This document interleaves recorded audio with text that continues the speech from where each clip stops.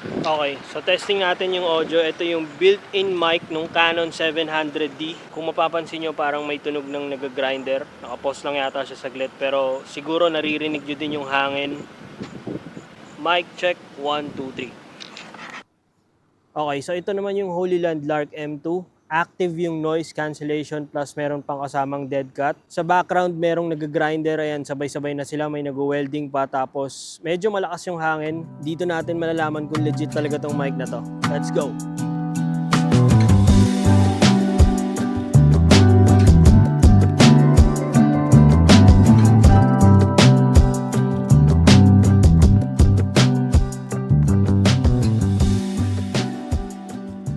Okay, so ganito yung current setup ng microphone sa akin. Ito yung receiver and then yung microphone dito naka-attach sa collar ko. Ito yung microphone nung Lark M2. Ito yung parang pinaka-ideal na position niya. Pwede ko rin naman siya ilipat. Since lagi ako nagsusuot ng sombrero, pwede ko siya i-attach dito. Tingnan na lang natin kung ano yung mas okay yung recording, kung dito nakalagay o yung dito sa lapel. Nabili ko to sa Lazada gamit yung coin, tapos 5,000 pesos siya in total kasama na yung shipping. Etong wireless mic na to yung naging solution sa years na problema ko pagdating sa audio recording sa mga videos na ginagawa ko. So kung mapapansin nyo, parang ang dumi ng jacket. Tubig ulan lang yan sa labas kasi hindi ako nakapagdala ng payong. Yung clarity, noise cancellation, tapos yung pagiging napaka-portable niya pa, tapos ang dali lang ilagay sa kung san-san. Sobrang worth it ng 5,000 pesos. Ngayon pa nga lang na hindi pa upgraded yung camera ko, na-excite na ako mag-capture ng videos. Paano pa kaya kapag, alam mo yun, mas maganda na yung quality, mas maganda na yung performance sa low light. Halos wala na akong isipin nun. All I have to do is to press record and that's it. In total, 5 days ko palang nagagamit or nasa akin tong microphone na to. Simula nung araw na na-receive ko. Pero sobrang nag-enjoy ako kapag ginagamit ko siya. Sa kagustuhan ko makagawa ng videos, parang binypass ko yung idea na mas magiging maganda yung quality ng mga videos mo kapag maganda yung audio recording. Sabi nila kahit 720p or lumang Android phone lang yung gamit mo, as long as maganda yung audio recording, mas maganda daw panoorin yung video. Hindi ako naniniwala nun sa umpisa, but ngayon nare-realize ko na kung bakit. Sa more than 100 videos na na-upload ko sa channel na to, almost 80% nun bad yung audio recording.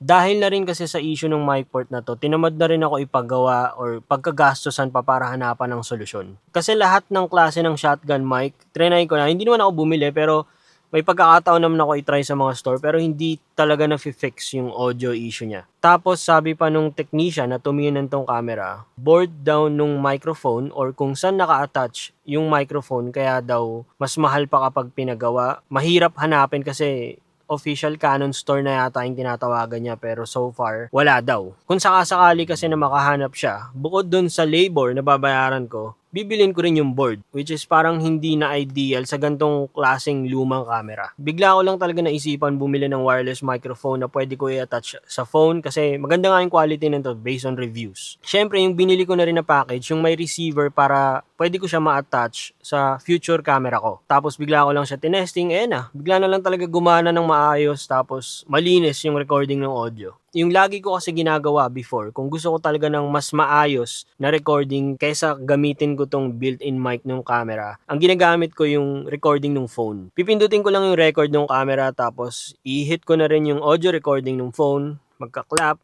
tapos pagdating sa editing, doon ko sila i-match. Pero ang problema naman kasi kapag audio ng cellphone yung gamit mo, syempre hindi siya okay sa labas kasi wala siyang noise cancellation, tapos madali siya maka-capture ng wind, yung mga hiss na sound kapag nagsasalita ka, sobrang kuhang-kuha niya. Pero okay din naman yung ganong style ng recording, lalo na kung nagbabudget ka talaga. Bukod sa quality ng sound, portability, tapos yung aesthetic na look nitong microphone na to, pati na rin yung noise cancellation, yung pinaka natuwa talaga ako sa kanya sa lahat, yung inayos niya yung issue ng camera na to.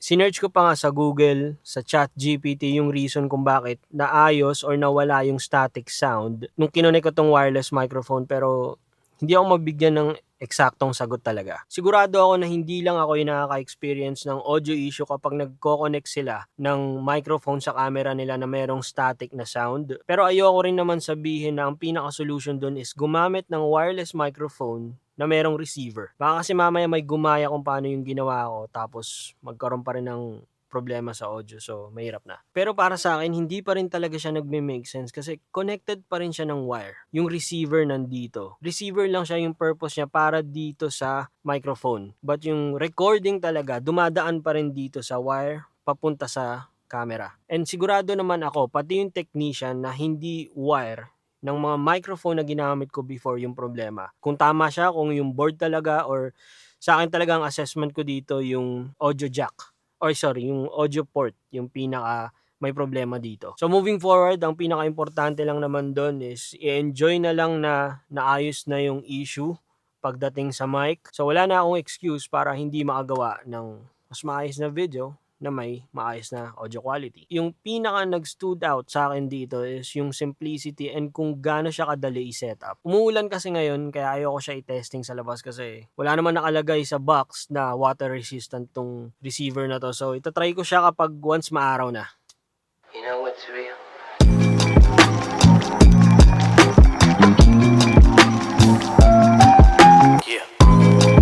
Okay, so ito, range test naman tayo. Titingnan natin kung hanggang saan yung distance na kaya ng mic away dito sa receiver.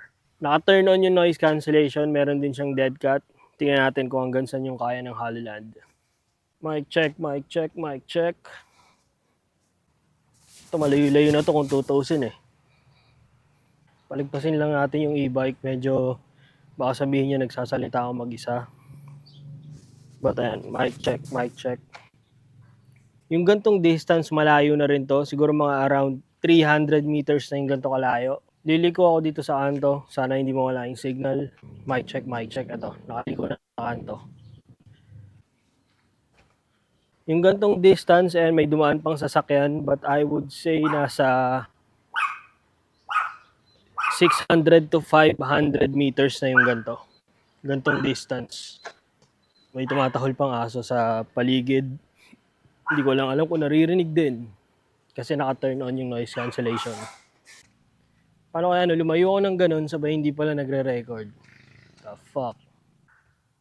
Ito-testing ko naman sa opposite side nung sasakyan kasi ito. Bale mangyayari, dun ako sa harap ng sasakyan, pati na nakaharang to. Syempre may mga bakal. Tingnan natin kung may interference. Mic check, mic check, mic check. Obviously, hindi nyo na ako makikita dyan. Yung distance ko na ngayon, siguro mga around 300 meters ulit. Dito ako pupunta sa park. Mukha lang talaga akong weird din to na nagsasalita mag-isa. Actually, meron ako matanda na nakatingin sa akin. Pero kunwari hindi ko na lang siya nakikita para hindi awkward. So ito, hindi naman siguro ako nahaharangan ng puno. Kita naman ako dito for sure. Hindi ko rin naman siguro gagamitin yung camera sa mga ganun klaseng kalayo na distance. Parang sa type naman ng content na meron ako, parang napaka-unnecessary. But it's a good thing to know na kaya niya. Kaya niya yung mga ganun kalalayo. Assuming na okay pa yung recording after nito kasi hindi ko pa naman alam kung na-record talaga ng tama. Mamaya ko pa siya makikita kapag nilipat ko na sa computer. More than 1 week na sa akin tong microphone na to, and alam mo yun, kung madali lang mag-isip ng content araw-araw ko rin gagamitin tong microphone na to. Na-excite nga ako kasi yung number 1 problem ko, which is yung audio issue, ayan, nagawa na siya. So, hindi na siya magiging big deal for me. Pagdating sa wind, meron na akong dead cut. So, ayun, confident naman ako na magiging maayos yung audio recording nitong buong vlog na to. Ito, maingay talaga. Meron na namang nag-grinder dun sa labas ng bakod. Parang continuation yun nung kanina na nag-shoot ako dun na parang meron ding grinder. Ito, after 3 days, ito na yun. Ito na yung shoot ko, tapos tinutuloy yung construction dito sa gilid, and for sure, kung walang noise cancellation, maririnig yun. Medyo malakas din yung hangin, but dahil sa dead cut, confident ako na okay pa rin. And that's it for me, guys. I just want to share kung ano yung experience ko dito sa Hollyland Lark M2. Yes, kung titignan nyo yung presyo, medyo may pagka-pricey nga siya kasi umabot pa rin siya ng 5K kahit ginamitan ko na ng coins. Pero kung ikukumpara nyo rin kasi yung performance nitong Hollyland sa mga DJI na medyo mas angat na talaga yung presyo, almost same level na rin talaga. May mga advanced feature na rin kasi yun, pero hindi pa naman necessary lalo sa mga beginner. More on parang, para sa akin parang pang professional na yung ganong klaseng style ng mic. Etong Hollyland, sobrang beginner friendly niya, and kung pag-iipunan nyo lang din naman, sabihin na natin 6,000, worth it na talaga. Hindi to sponsored, talagang nag-e-enjoy lang talaga ako gamitin yung product ng Hollyland. So yun lang, that's it for me guys. Thank you all for watching and see you again next time. Peace. Whoa, whoa, whoa, whoa.